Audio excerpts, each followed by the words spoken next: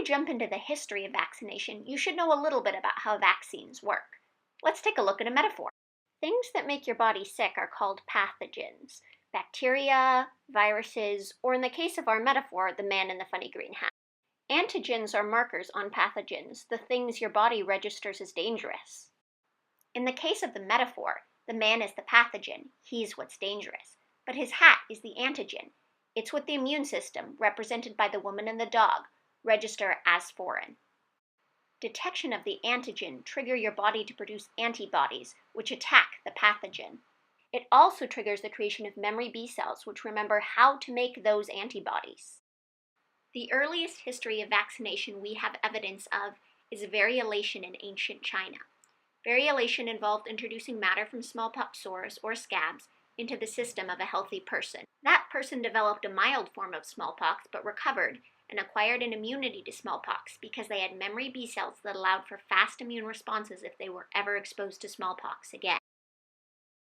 Dr. Edward Jenner tested and proved the hypothesis that infecting someone with cowpox, a relatively mild disease that many dairy workers receive from cows, caused a person to develop an immunity to smallpox.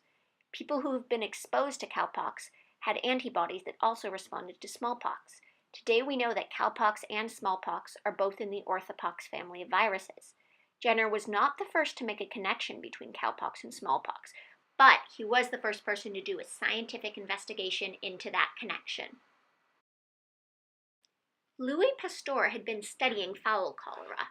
At one point, his assistant forgot to inject some chickens with the bacteria before going on vacation. When he returned, he injected the chickens with the culture, which was no longer fresh. These chickens developed a mild illness but recovered. When Pasteur injected them with fresh bacteria, they did not get sick. Pasteur and his assistant had accidentally discovered that bacteria can be attenuated or weakened before it is introduced to the system. Attenuation allows for vaccines that trigger antibody production but pose less risk to the individual being vaccinated. In 1926, an armed mob in Delaware prevented health officers from vaccinating townspeople. This event is just one example of objection to vaccination.